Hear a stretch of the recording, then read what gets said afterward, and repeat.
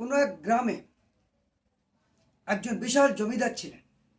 তার বিশাল ধন সম্পত্তি, গাড়ি বাড়ি প্রচুর, কিন্তু তবু তার লোভের শেষ ছিল না। আরও চাই, আরও চাই। তাই সে বিজনেস করতো, বিভিন্ন রকম বিজনেস, বিভিন্ন রকম টাকা ইনকাম করতো। এত টাকা ইনকাম করতো, তবু তার মনে সুখ ছিল না, সবসময় অসুখী ছিল। অথচ প্রচুর সম্পদের মালিক। এত সম্পদ, পার্শ্ববর্তী গ্রামের লোকজন বা আশপাশে সব লোকজন তাকে ঈর্ষা করত। একবার একটা যোগী মহাপুরুষ তার বাড়িতে আসেন। তো সেই ভদ্রলোক তার কাছে যান। যাওয়ার সময় যোগী মহাপুরুষ তাকে চিনতে পারেন। তাকে বলেন যে আপনি বিত্তবান, কিন্তু আপনি সুখী নন, আপনার মনে সুখ নেই। তো বলছে, হ্যাঁ মহাশয়, প্রভু আপনি আমার ঠিক ধরে ফেলেছেন।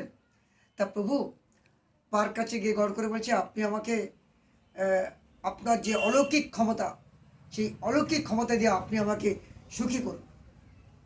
তখন সেই যোগী পুরুষ বললেন, হ্যাঁ সুখী করতে পারি, কিন্তু একটা কন্ডিশন তোমাকে ফুলফিল করতে হবে। বলে, হ্যাঁ আপনি যা কন্ডিশন দেবেন আমি ফুলফিল করবো। বলে, আমার মনে হচ্ছে আপনি পারবেন না। বলে, হ্যাঁ আমি পারবো, আপনি বলুন না। তখন ঝুলি থেকে ছোট্ট একটা কুণ্ডলাকৃতি পাত্র বার করে বললেন, এই ছোট্ট পাত্রটা তুমি তোমার সোনাদানা দিয়ে ভর্তি করে দাও, দেখে সুখী হবে। বলে, এই তো এক্ষুনি করে দেবো। ও ঘরে গেলেন, ভোট খুললেন, খুলে প্রথমে এক মুঠো সোনা নিয়ে তাতে রাখলেন, কিন্তু ভর্তি হলো না। তখন একটু অবাক হয়ে গেলেন, ছোট্ট পাত্রে ভর্তি হলো না। এবার ছোট্ট একটা ব্যাগ ভর্তি করে সোনা তার উপর ঢাললেন, সোনার কয়েন, তাতে হলো না। তখন তো অবাক হয়ে গেল যে হয়তো আমার কোনো ভুল হচ্ছে। আবার এক ব্যাগ সোনা নিয়ে ঢাললেন, তাতে হলো না। তখন তার মধ্যে একটা নার্ভাসনেস এসে গেল যে কি ব্যাপার। অথচ তিনি সাধু পুরুষের কাছে তিনি কথা দিয়েছেন। বলে আবার ঢুকলেন, ঢুকে বড় ব্যাগ ভর্তি করে দিলেন, তাতে হলো না। তখন এসে সাধু বাবাজির পায়ের কাছে এসে বলছে, সাধু বাবাজি এটা কি দিয়ে তৈরি? আমি যত সোনাদানা ঢালছি, অথচ কোথায় যাচ্ছে আমি জানি না, খালি। তখন সাধু বাবাজি বলছেন, it is made of aspiration and ambition.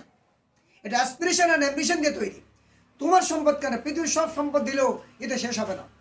অর্থাৎ তুমি যে সম্পদ ইনকাম করেছো, সেইটা তোমার সারা জীবন চলে যাবে, তোমার ফ্যামিলি চলে যাবে, তাতেও তুমি খুশি নাও, তুমি আরও চাই আরও চাই করছো। তার ফলে কি হয়েছে, তুমি সুখী নাও। কারণ সম্পদ ইনকাম করার কোনো অসুবিধা নেই, সেই সম্পদটা ব্যবহার করতে হবে। তুমি তোমার পারিবারিক কল্যাণে, তুমি সমাজ কল্যাণে ব্যবহার করো, দেখবে তুমি সুখী আসবে। তাই বলবো যে অন্যের পিছনে টাকা ইনকামে দৌড়াবেন না। টাকা ইনকাম করলে আপনার লাইফস্টাইল সারা জীবন যাতে ভালোভাবে চলে, আপনার পরিবারের যেন কল্যাণে ব্যবহার হয়, সামাজিক কল্যাণে ব্যবহার হয়, তবেই আপনার অর্থ বাজারে সুখ আসবে। সম্পদের সঠিক ব্যবহার আপনার সুখ নিয়ে আসবে।